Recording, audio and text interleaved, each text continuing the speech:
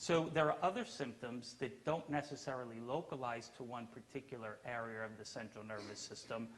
Actually, the most common symptom of multiple sclerosis is fatigue, which can be quite overwhelming, and we don't understand exactly what leads to the fatigue because it doesn't actually occur in proportion to the number of plaques that a patient has. It could be that the inflammatory cells in the nervous system are releasing various factors that cause fatigue, that diffuse throughout the brain, but we don't know that for sure. Seizures can occur in patients with MS, and that happens at a higher incidence than in the general population, but it's relatively rare. About 5% of MS patients will have a seizure at some point. Language difficulties do occur, but they're less common than problems with memory and planning functions. Very rarely hearing loss or deafness can occur, but that's highly unusual and often makes us think of alternative diagnoses.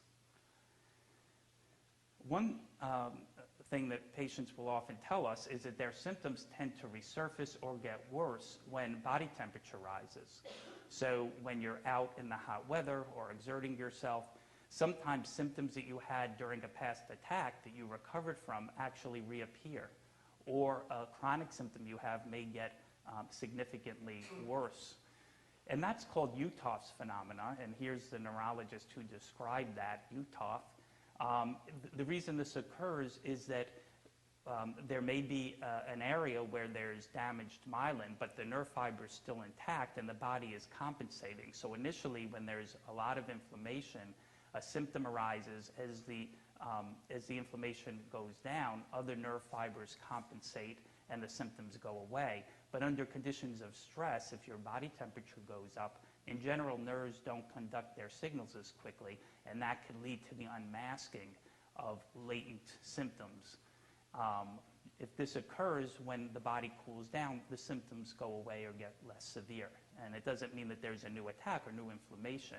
It's just that the body has been pushed to a certain limit that precipitates the symptoms coming out again. So who gets multiple sclerosis? Well, most patients are diagnosed between the ages of 20 and 40. It's estimated that about 400,000 individuals in the United States have multiple sclerosis. Worldwide, there are several million who have multiple sclerosis, but this number appears to be rising. In the most common forms of multiple sclerosis, which I'll discuss in a few moments, women are affected 2 times the rate of men. Multiple sclerosis is more common among Caucasians, and it's most common in individuals of Northern European descent. And actually, there is a geographic association with risk of multiple sclerosis. In general, people who live in the northern latitudes have a higher rate of MS. MS, for example, is very common in Finland, in Sweden, in Scotland, in Canada.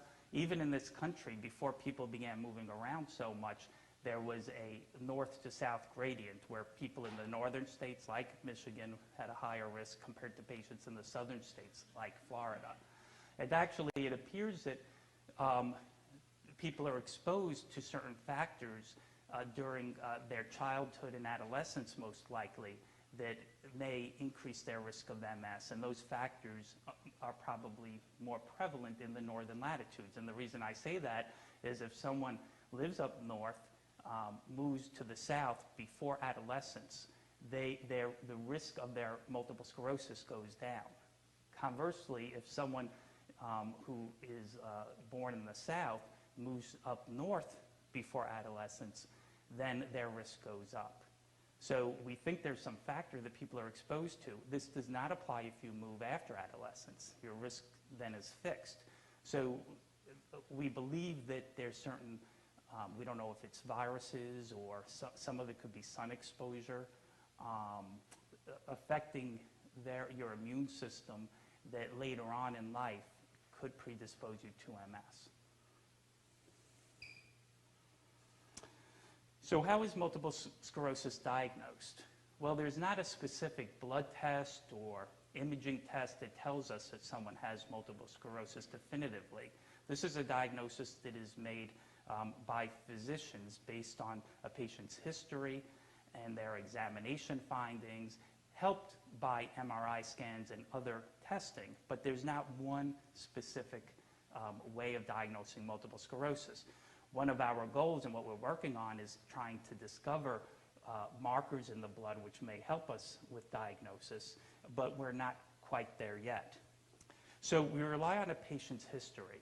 And in a few moments, I'm going to describe the different types of multiple sclerosis. The most common is relapsing remitting.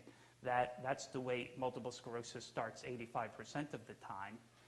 And in order to make the diagnosis, there needs to be evidence that there have been attacks, inflammatory attacks in the central nervous system, but at more than one location and at two separate points in time.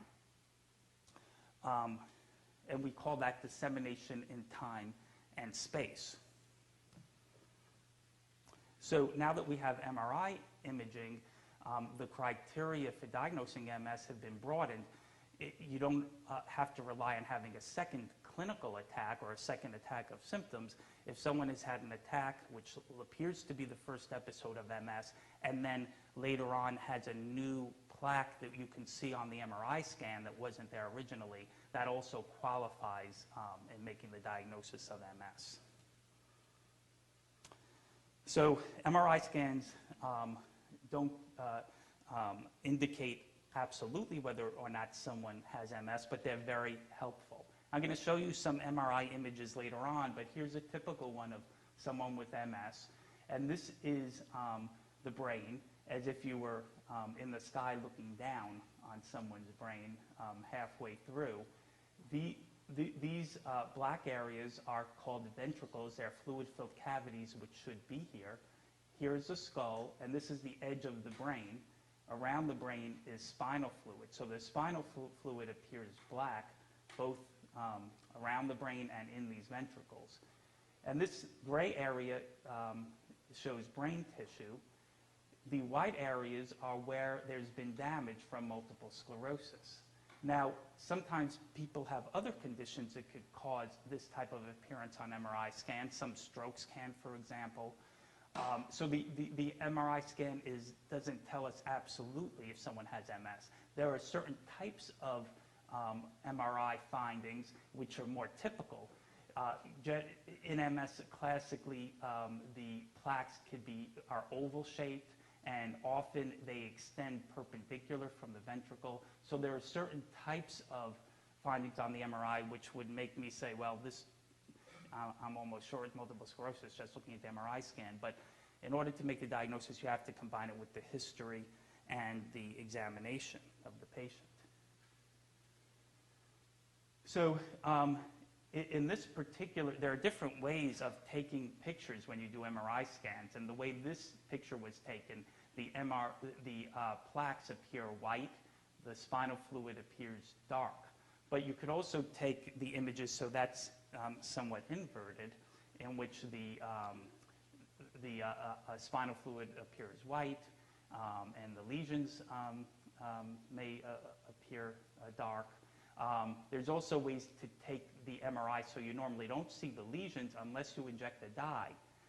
So often we do this. We will inject a dye in patients.